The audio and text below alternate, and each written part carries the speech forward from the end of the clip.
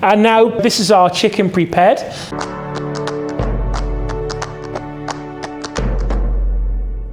Hi guys, Chef Jamie here. Today we are going to be cooking, I don't really know, what are we going to be cooking? It's in the bowl. Oh, it's a whole chicken. What am I going to do with this?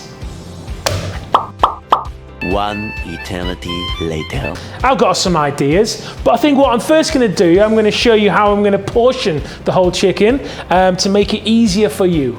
Now, first thing that I would always do, I would always take the chicken out of the packaging you bought it from the store, dry it with some paper towel, put it into a container or to a plate, wrap it in cling film or cling wrap, okay, and then immediately put it into the fridge. Also as well, personally, I would never recommend that you wash your chicken before you buy it. Normally you would see the packaging, do not wash your chicken. If you wash your chicken, there's going to be too much vapor or the moisture when you rinse your chicken under a tap.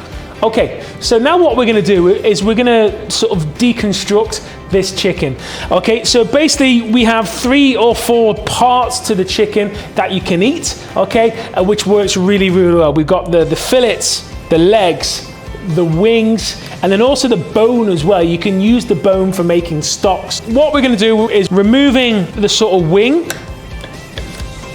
And then also sometimes you have this little winglet, okay? Some people sort of tend to use it, they eat it, but I like to keep a winglet for my stock. And then we're gonna do the opposite side. You're gonna get to the knuckle, then you're gonna bend it, and then we're just gonna remove the actual chicken wing.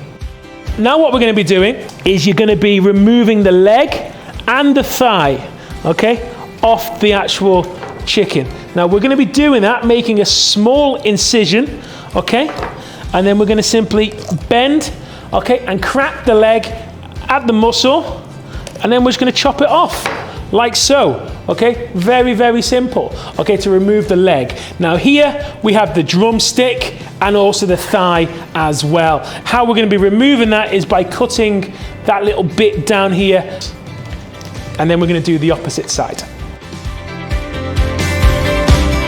Now what we're left with the carcass now. Running down the actual chicken, you've got the cavity, okay, you've got the breastbone. We're going to be making incisions on either side of that breastbone and then removing the chicken. As you see, what I'm doing, I'm pushing down the skin of the chicken, and this is to help it define on the actual chicken breast. So we're just going to simply insert a knife, and now what I'm doing is I'm running my knife as close to the bone as possible. I'm cutting it all the way through, and then I'm going to turn it over, and I'm just going to repeat this process. Here we have another little joint again. We have to cut through the joint and then slice the chicken like so. And now what we have is a beautiful supreme of chicken. Now the supreme is basically the fillet plus the tenderloin as well as the drumlet. Now what we are left with here is carcass. Now we have the mother's purse. So this is the part of the digestive system, okay, for the actual chicken. I tend to not use this in stocks, okay, but in certain countries around the world, they actually barbecue this. What we do have is we have our carcass here. We don't have a lot of meat left on there. No matter what, we're going to be saving this meat for making our stock. Okay, so this is our chicken prepared. Is that, with the bones and the wings, we could actually make a brown chicken stock out of that. So we're going to be roasting the actual chicken bones, okay, and then cooking it in multo.